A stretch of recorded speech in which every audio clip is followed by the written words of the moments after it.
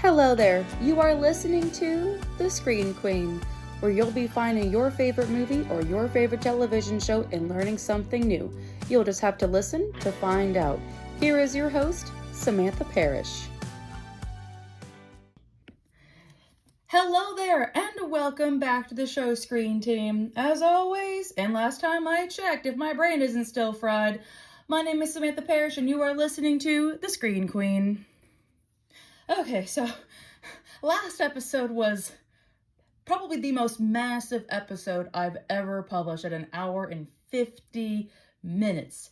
Like, that is movie level qualities for a show that talks about movies and TV shows. I feel like we finally got there, but as a result of that, oh my God, I felt my brain fry at least several thousand times at the sheer amount of content to condense and emphasize and have to go back and forth on how much and how little, and it was a lot, guys.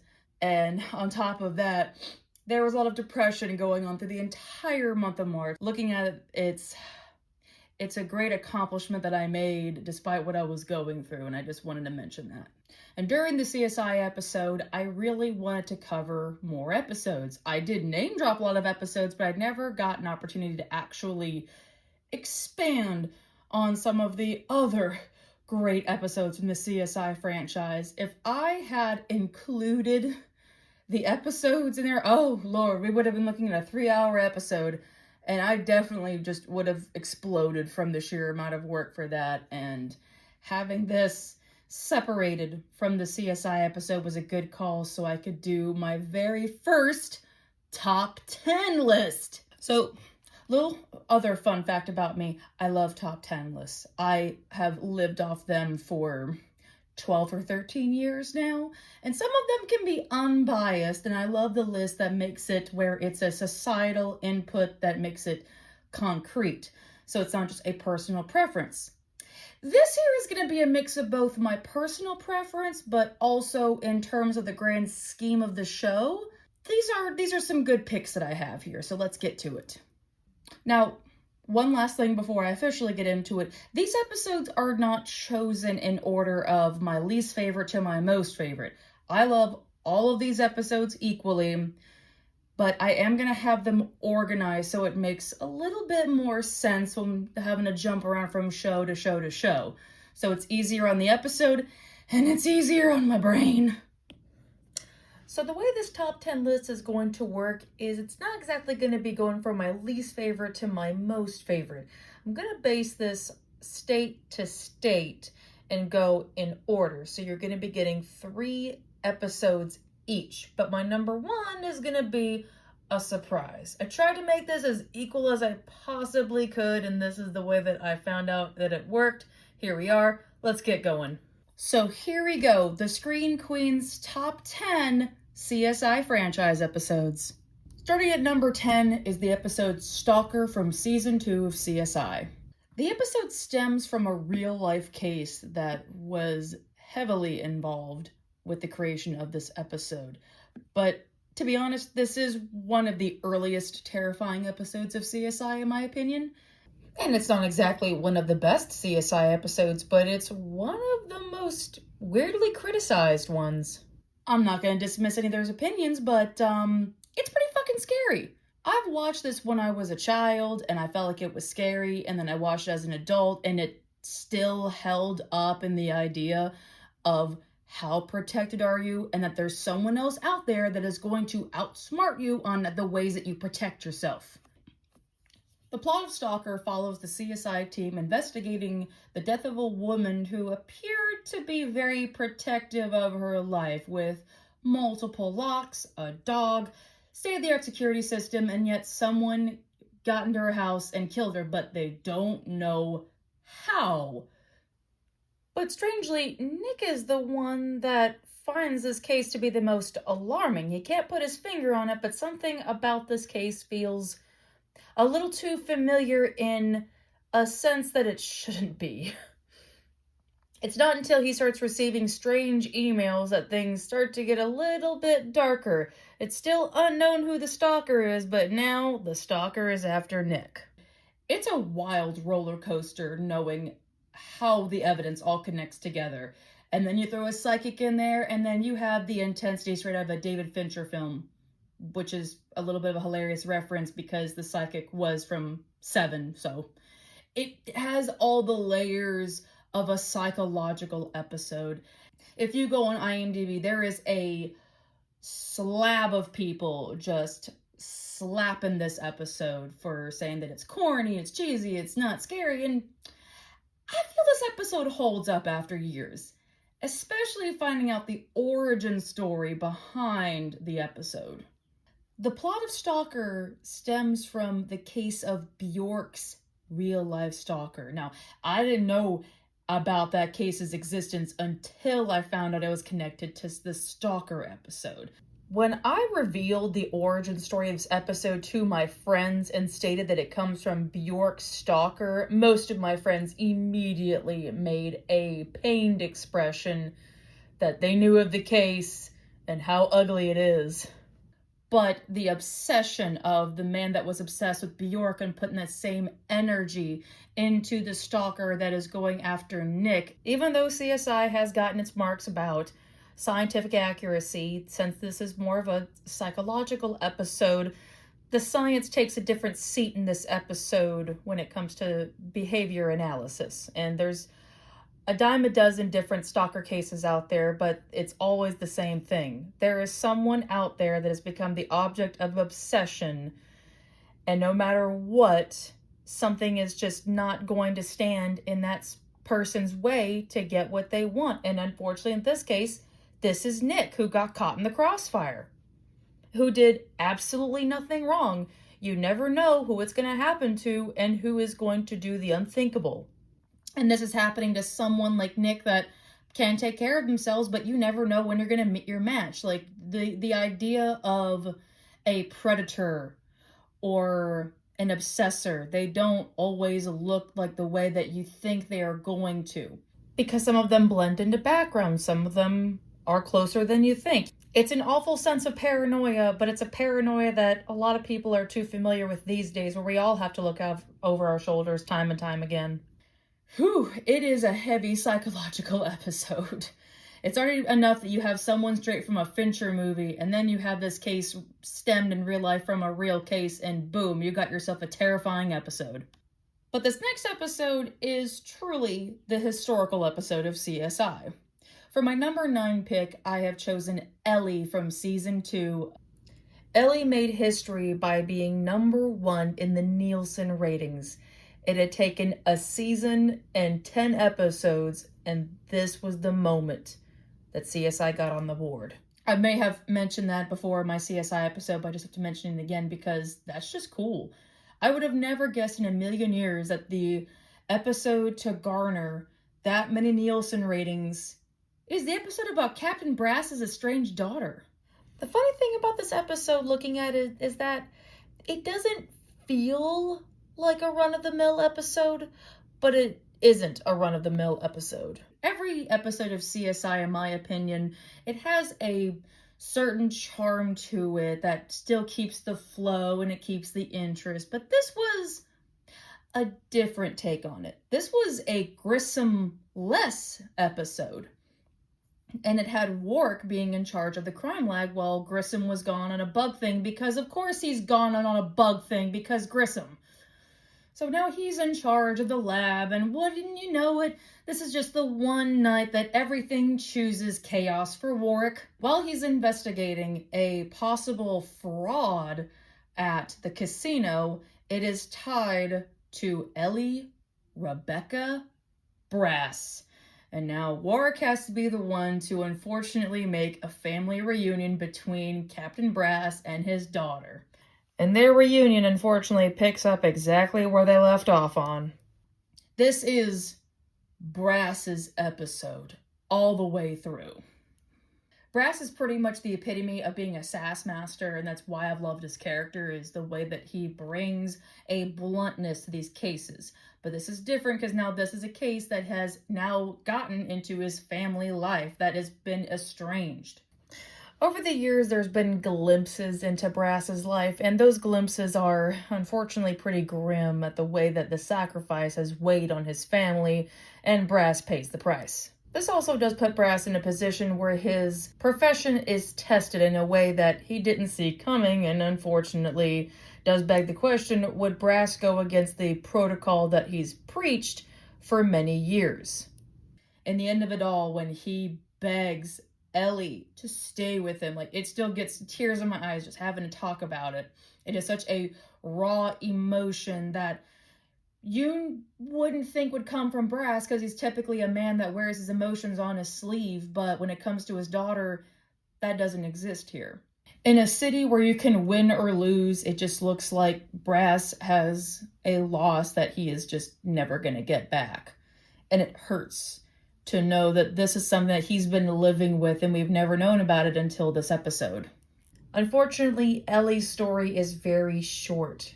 The only time Ellie is mentioned is this episode and Hollywood Brass, and then CSI finished out without ever going back to Brass's daughter. The actress who plays Ellie Brass, Nikki Icox, has gone on to a few small projects. She never really made it into a lot of major things, but she's always had a small role on a big show, and she inadvertently made a big impact on it. And Nikki Icox did not last too long as an actress before she found her true passion in being a singer. And then she got the news about leukemia, and it went pretty fast, unfortunately. And her husband announced the news in 2023 that she passed away. She was a part of one of the episodes that got #1 in the Nielsen ratings. That is pretty cool. I love that her memory lives on in that success, and that she was so...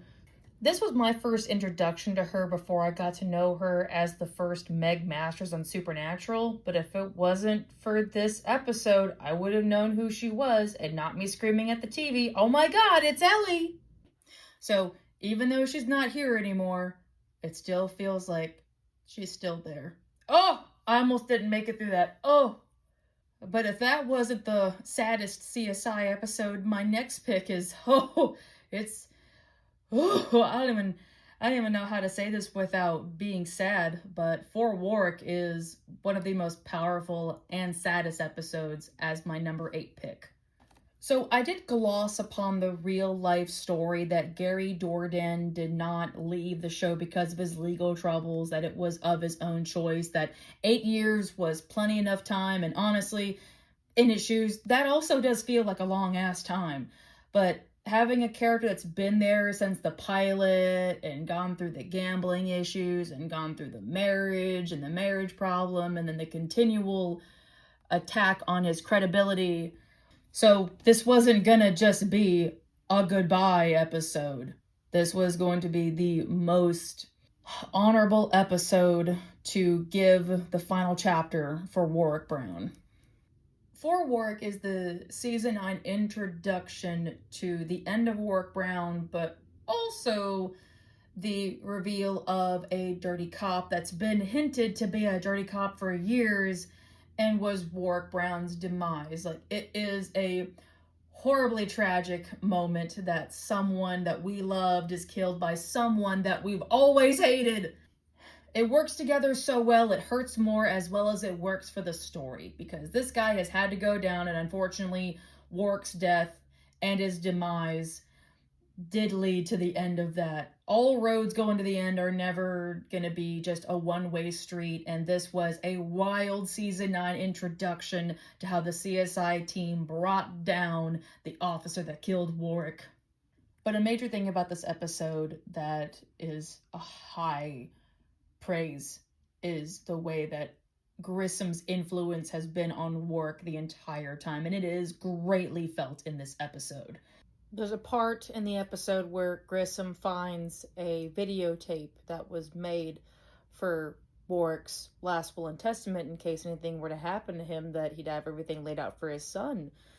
And Warwick was asked about where he felt he had gotten a strong fatherly influence from, and he said, If I had to pick my father, it'd be him. And then it makes you wonder where in the hell the tissues, because that is everything about what Warwick means to Grissom is just wrapped up in that scene. Everybody has a significant impact on Grissom, as Grissom has had a significant impact on them. But this one in particular, where Warwick coasted on so many chances and Grissom gave him those chances, and Warwick did not let Grissom down. There's never been a moment that Grissom felt that Warwick let him down, and never wanted to give up on someone that shows so much promise. In the end, when Grissom speaks at his funeral, he doesn't say a million things about Warwick. He just says, "I will miss him." And that sums it up pretty well. Now I gotta move on before I cry. Okay, so that concludes the 3 episodes for Las Vegas. Now on to the next 3 for CSI Miami. For my number 7 on the list is Blood Brothers from Season 2. Blood Brothers was a hell of an introduction. Now, the first season of CSI Miami, it's great, but it's just kind of throwing things at the wall and seeing if it's stuck. And oh boy, did they have something stick to that wall that lasted for at least 2 more seasons off and on.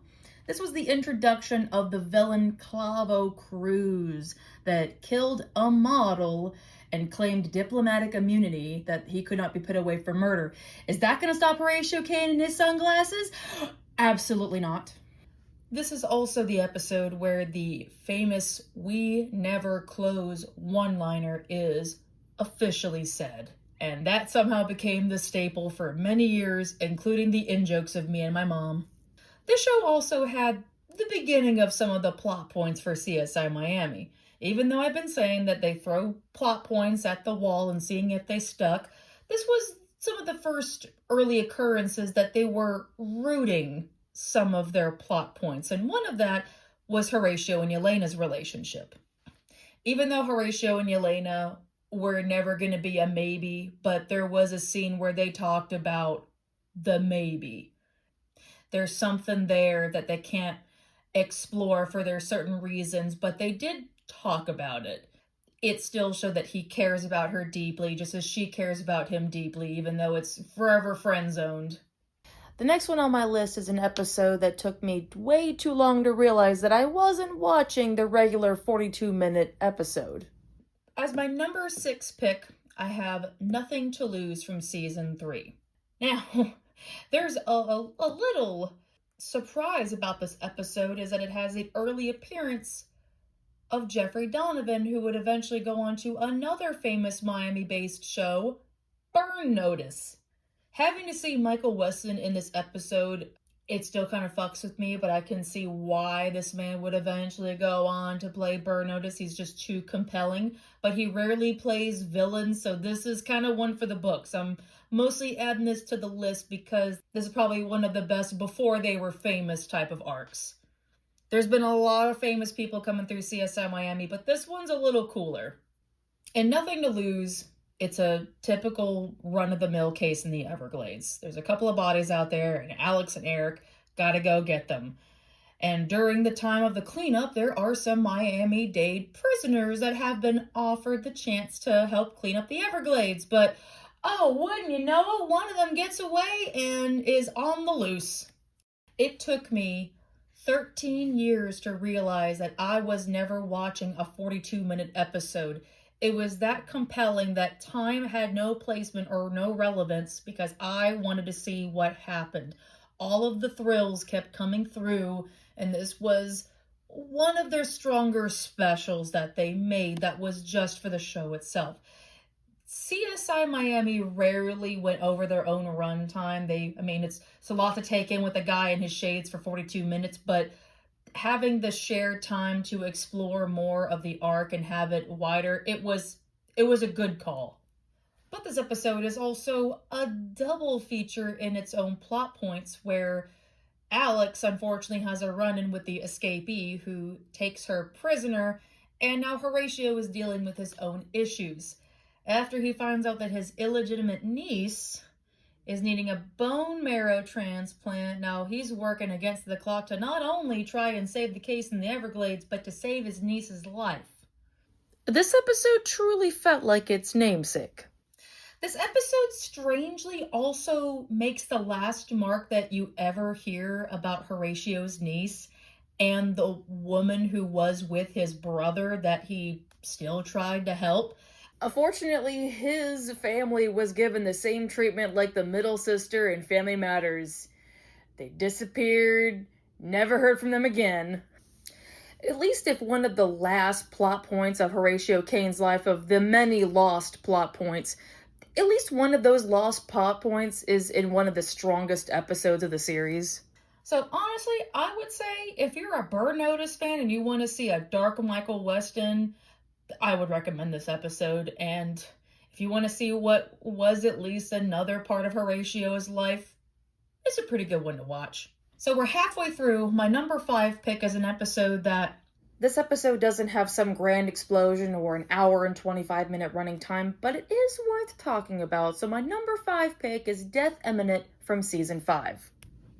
So I picked this episode because it has one of my favorite Horatio moments. Now, Horatio has more moments than all the Twix bars combined.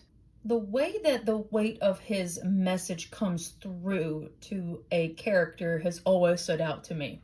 Death Imminent follows the plot of the CSI team as they investigate the death of a congressman that was a part of a redevelopment project where everyone on Cobalt Drive was about to be evicted from their home for a new construction plot. So nobody was the biggest fan of this guy, which increases the suspect list.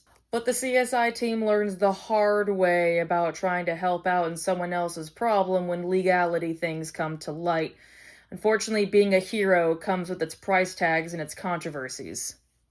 This episode does touch upon a subject that would not become relevant until another 2 years later, when a lot of people were losing their home in the crash of 2008. Everybody lost their home or their job or both. It does emanate with the time that was about to arrive where this would unfortunately be a norm. Even though looking at the houses, it looks like they're definitely in a more richer environment, but still, you lose a house, and it sucks to lose a house. And with the tensions being raised, it's hard to talk someone down from having the worst day of their life. And this is where my favorite Horatio moment comes in. An angry homeowner from Cobalt Drive comes to the Miami-Dade station with the intentions of killing a man named Preston, who is also in charge of the redevelopment project. And Horatio handles the moment with the grace and gravitas to a very sad situation. Horatio can handle anything from the coldest of criminals to people having the worst day of their life, and he's helping someone that is about to make a terrible decision. And it can be hard to get through to someone when all they see is anger. But the thing with anger is that you don't realize what you could lose in that process. And Horatio gives his personal life as an example to make the homeowner aware of what could happen. The way the homeowner realizes the whole situation coming to reality about what almost happened and scaring all these people and about to throw his life away over a dirtbag like this other guy is not worth it. There's no way this guy's life is going to be better for quite some time, but he didn't lose what could have been a salvaged life, and that's what Horatio did. But I do love the ending of it, where Preston asks for police protection, and Horatio says, yeah, you're going to get your police protection, because who's going to protect you from me? I give this character a lot of shit, but I got to give him all the glory for that moment. So that about wraps it up for the portion on Miami, so now I'm going to bring it home with CSI New York. Starting with number 4, I have Manhattan Manhunt from Season 2. So this is actually a crossover episode between Miami and New York. It's not a bad 2-parter episode, and it's actually the last 2-parter that you'd ever see with New York and Miami until such time. The crossover started in CSI Miami with Felony Flight and finished up with Manhattan Manhunt. It is a compelling race to go from jurisdiction to jurisdiction. The plot follows Horatio and Mac on the hunt for a killer named Henry Darius, who was unfortunately kidnapped someone from Miami and brought back to New York. But it's not just that. Horatio Kane is tagging along because he wants the murderer that tagged along with Henry Darius and is back in New York. And he wants to put this guy in jail for murdering a young boy's mother and promising the justice that he wants to deliver. And of course, Horatio is going to do that. This episode also has an appearance of another guy that would go on to another popular show that he was suited for. Rick Hoffman, who famously goes on to play Louis Litt on Suits, makes an appearance on here as Dr. Miles Feldstein. Now, I did not know who this man was until about a year ago when Suits started to be nostalgic. But when I did finally take notice of Suits, I never forgot the first time where I saw this guy. This episode might possibly have one of the best ending titles that isn't exactly writing gold, but for a badass moment for Mac Taylor, it's one of my favorites. In the end, when Mac has apprehended the killer, as the story goes, the killer thanks him and says, "Wow, you put more effort than my dad ever did into me." And Mac was like, "Hold my beer, let me tell you something." He reams this man about the murders he committed and ends with, "You rotten hell, you son of a bitch." And I was like, oh shit. That was the best mic drop moment ever. But if that wasn't enough for a thrill, this next one surely is. For my number 3, I've selected the episode Snow Day, which is the season 3 finale from CSI New York. Okay, now most of you guys know I'm an action whore. Give me an action film and I will eat that up. I will even eat up all of its cliches. This one, it's not really cliched. Procedurals this day almost come with their own cliche bingo card with how many. And procedurals are made as fast as cover art songs, but this one isn't the most perfect action sequence, but it's a good action sequence. You are seeing everyone act in a critical moment, racing against time to stop these terrorists and save each other. This is nothing where the day gets saved. They're just having to save themselves and, of course, stop the terrorists. Of course. But the way that Mac and Stella work together, I absolutely love it. I love me a good female and male dynamic where they both save the day together and they work efficiently. It is one of the finest action moments of CSI New York. This is one of the finest Mac and Stella moments where it is definitely seen why these two work together and why they work together. Not only do they solve crimes together, but when shit hits the fan, they knew exactly what to do the entire time that they're sneaking around the terrorists, trying to find a way out, and then, eventually save the day. All of their decisions were not predictable. And that was fresh to see for a crime show to age where the action can be absorbed and not predicted. This is an episode where everyone gets their moment. Danny, Flack, Stella, my favorite Ghostfacer nerd, Adam Ross, Hawks, and of course, Mac Attack. This last one isn't a groundbreaking episode. It's not really bringing anything new. It's not a game changer, but I liked its silent commentary about the question about why do good people suffer at the hands of strangers. For my number 2, I have Stealing Home, episode 22 from season 2. So I chose this episode because of Lindsay. Now, Lindsay is a character that is the second fiddle female, but she does make an impact where she's navigating very tough, hard slices of life, and she's not afraid to get those answers, but she accepts those answers. And that's why I chose this episode, because it is a raw question about life. And at some point, any investigator or anybody in law enforcement is going to have to get the answer for themselves. Why do people kill? What's the reason?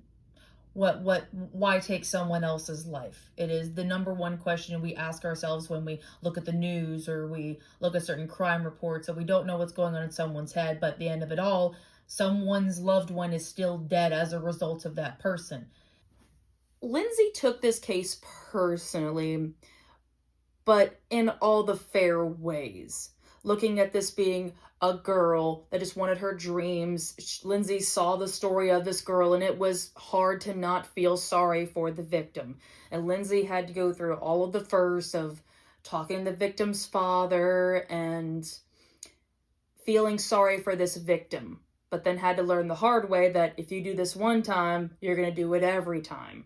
And this was Lindsay's moment to have to learn to be okay with that.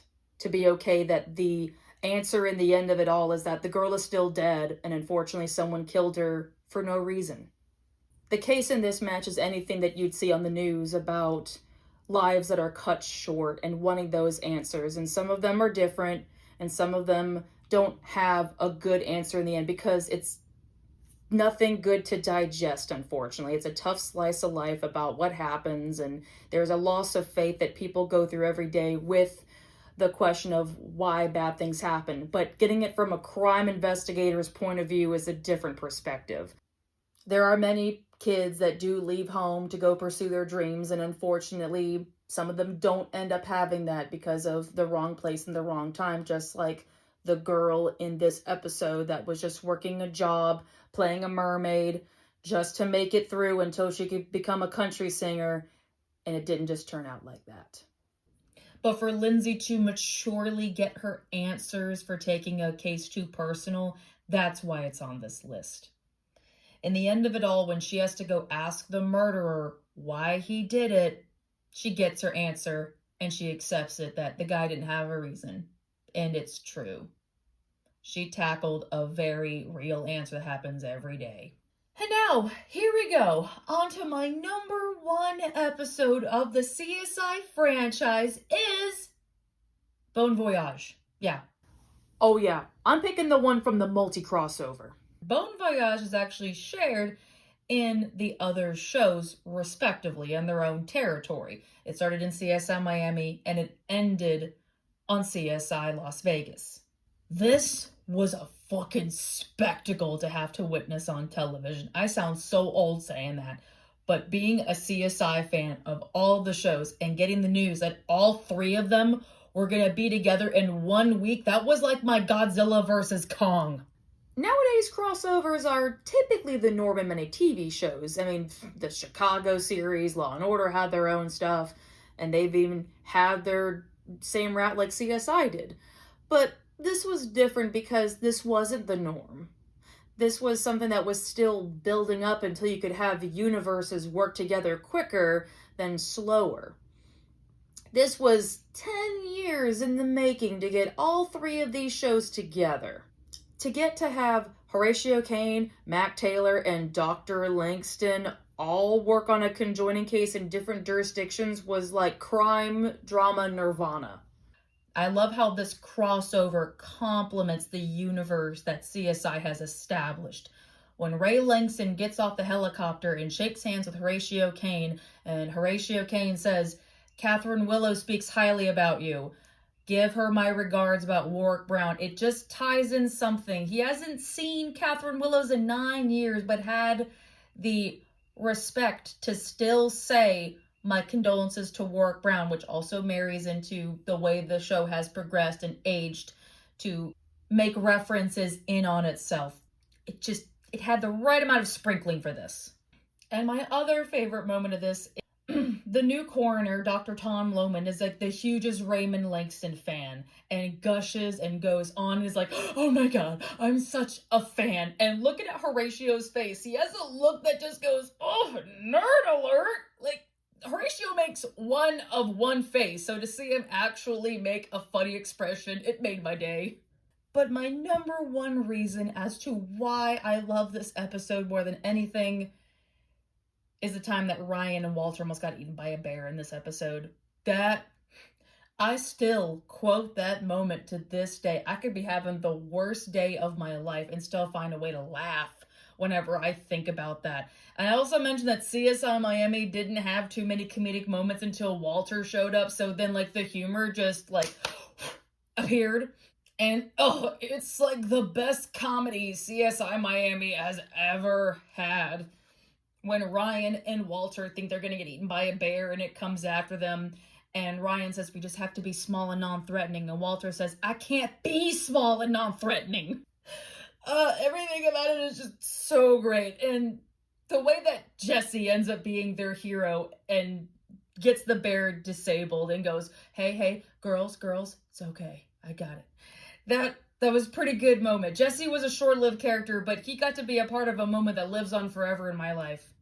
Unfortunately, there would never be another time for any of these shows to cross over again, and if it had to be one moment, this was the one that made it count. Okay, so I have one last fun fact about CSI, and this isn't even a fun fact, this is just a fun coincidence, like a 95% coincidence. Sometime in season 6 or 7, there is a character introduced named Samantha Barish. When I heard that on TV, me and my mom were like, is that my name? Is that her name? Is that my name? And we looked it up and it's not it, but that is the closest that I've ever had my name be tied to a fictional character. I will take 95% more than anything else. Alright, so that officially wraps up this interesting two-parter episode here on the Screen Queen. This was a fun experience getting to show a top 10 list, and I'm so proud of how it turned out and how it was conducted. This was a off-the-cuff episode, just going pure off of the knowledge of my memory of the show, and this was nice. I watch CSI like once a year, and this was nice to cover that before I put CSI back in the vault and then get back into my feels next year. Alright, so as everybody knows that this is officially April, and I like to do my birthday segments, and usually I pick out my favorite titles, my favorite titles, and put them together. But this year, I am also going to keep that a big fat surprise.